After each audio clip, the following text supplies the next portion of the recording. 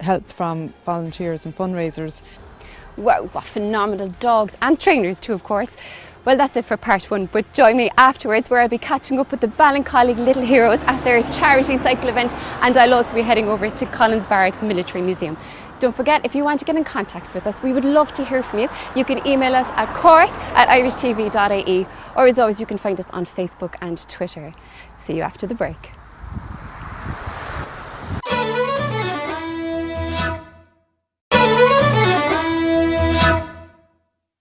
Darragh suffers from an undiagnosed problem. It comes under the umbrella of global development delay. So Darragh, basically, he needs 24-hour care. He is non-verbal. He is fed through a tube every day. Darragh can't do the simple things in life like you and I can. You know, he can't even clear his own throat with a simple cough. That has to be done for him. He suffers many seizures during the day. Medication is administered every day to help him with his seizures, to help him with just getting through the day, even getting through the night. For a night's sleep, Darragh has to be given medication. His parents, Donna and Gillian, get help from the Jack and Jill Foundation. They need a lot of help from nurses just to give Jill a bit of respite. But Darragh is, a lovely 6-year-old boy, but he's non-verbal, he's unable to communicate. In recent times, he has suffered broken limbs from the simple manoeuvre of lifting him. Again, he's unable to express pain, he's unable to express any form of communication to let people know what he's going through. So I think the family are basically, the fact that he is undiagnosed, they are encountering newer problems every day or every week. I think every couple of months something new will happen. The fact that Darragh is getting older, he's getting bigger. They've had to change their lifestyle quite a bit. The house has to be readapted. A vehicle has to be purchased for them through the aid of funding.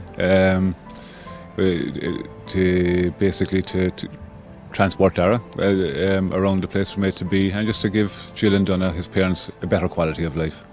Now, Dave, you're one of the organisers for today's event. What's your connection to the families? Well, I don't have a real connection. I suppose I found out about Clodagh back in January, where my wife's company did a promotion for him, where they did an event for a month, where they did wills for a special discount, and they donated all the money to charity. So then Natasha came home and she told me she met Clodagh's grandfather, and he told her a bit about Clodagh, and then we did a bit of research, and then we said, we might be able to help him out somewhere. So we set up a car wash and vac at our own house over the space of 3 months. So, and then we had a final fundraiser here on the 5th of April. So that was our first chance actually to meet Clodagh. So we just wanted to help out, and it was the best way we thought we could do it. So. And then you decided to split the fundraising then today with Darragh's Trust. Actually, the main organiser, Breed, what she did is after the last event, she got together and she said she wanted to do a cycle together. So she was speaking to Connor, which would be his relation to Darragh. So basically we put the cycle together, organised the event, and what we said is we just split it between both charities. And it's looking like a great day. There's great conditions for it. Well, listen, everyone's been so good so far. Everyone's helped out. You can see with the vans and the people here, there's plenty of people helping out. So it's been, an event like this, it does take a lot of organising, and it does take people to help out. So it's great to see turnout like this. Today it's a fantastic day. Such a great cause. Tell me about Clodagh. It's neuroblastoma she's diagnosed with, or she was. She's 21 months now, but she was diagnosed at 5 weeks with a stage 4 neuroblastoma, which is a cancer of the nervous system. She's been through all the treatment over here in Ireland, chemotherapy, radiotherapy, any of the treatments that you kind of associate with even any adult cancer.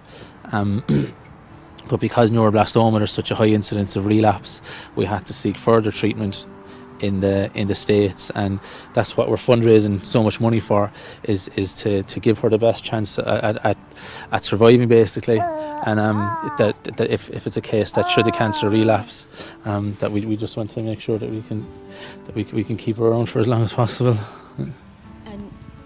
Day one, when she was diagnosed, what were the signs? What were the red flags for you? There was no kind of red flags that linked directly to cancer. Actually, the cancer was kind of found purely by accident. When she was about 5 weeks, she was having fierce trouble feeding, and so we brought her into the hospital, and they done kind of fairly routine scans, and they found just a little growth then on her adrenal gland, which turned out to be cancer. And it was just, like I say, it was just purely incidental that they found it. If it had been left a few months, it would have developed, it would have gotten bigger, and it would have been far more serious.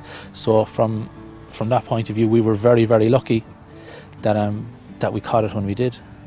I mean, for any parent, and you have an older daughter as well, do you? An older son. An older son. An older All son. right. It's not on your radar whatsoever, is it? What was it like when you got the diagnosis? At first, the first few days, it was just you're kind of numb to it. Like we didn't realise when we were told neuroblastoma at first. It took us a few days before we realised that it actually was cancer. And I suppose that might have been our own kind of minds just kind of blocking it out. But once we did settle into it, once we did get used to it, it was kind of action stations. Then let's just fight it and let's beat it. Let's get rid of it. And we wish the very best to Clodagh and Darragh and their